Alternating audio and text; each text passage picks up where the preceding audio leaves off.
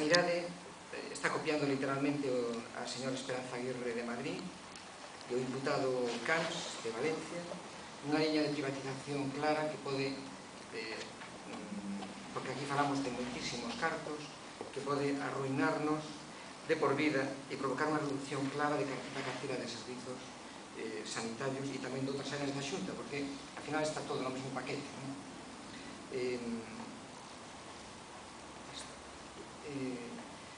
Como decía xa, realmente empezou falando das crises, todo isto no que é a privatización sanitaria empeza xa polos anos 70, depois da crise do petróleo, que moitos nin naceríades, algúns por lo menos non estaríades por aquí, pero o certo é que foi a partir daquela que as teorías de Keynes, que agora tanto se utilizaron para dar de cartos aos bancos e que rapidamente olvidaron, pois daquela estaban caducas, e o que sí estaba en alza era a señora Thatcher, o señor Reagan, coas súas políticas as que temos agora outra vez. Que volvemos outra vez ao mesmo: reducción de gasto público, impulso ao libre mercado, pero en todos os ámbitos. E además temos os mesmos actores actuando, sobreactuando. A Organización Mundial de Comercio, Fondo Monetario Internacional, Banco Mundial, o acordo sobre a liberalización dos servizos públicos.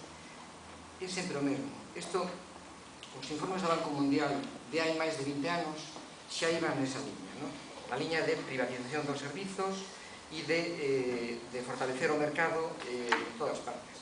Incluso o Fondo Monetario Internacional e o Banco Mundial, que eran encargados, sobre todo o Banco Mundial, de dar créditos e fortalecer as economías dos países subdesenvolvidos, poñíanlles como prerequisito para obter eses créditos que tiñen que liberalizar e utilizar formas de financiamento privado dos servizos sanitarios. Os servizos sanitarios que casi non tiñen, pero iso era un pouco a liña que usaban naquele momento.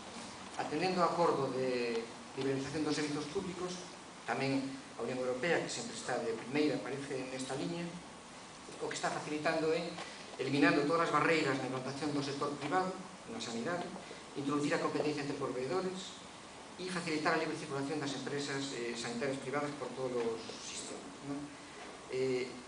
A imaxe é moi gráfica e é un pouco o que está a acontecer hoxe en día, e tamén o que nos espera no futuro se non relacionamos. A tarta, hai que decir que non é nada pequena, sobre todo para unhas empresas como as americanas, que prácticamente teñen liquidado o seu mercado e que buscaban, necesitaban novas áreas de mercado que, entre a señora Thatcher e despois o seu amigo Blair, facilitaronlle profundamente. Os gobernos europeos destinan a educación e sanidade nada máis e nada menos que o 20% do Produto Interior Bruto. Esos son moitísimos cargos.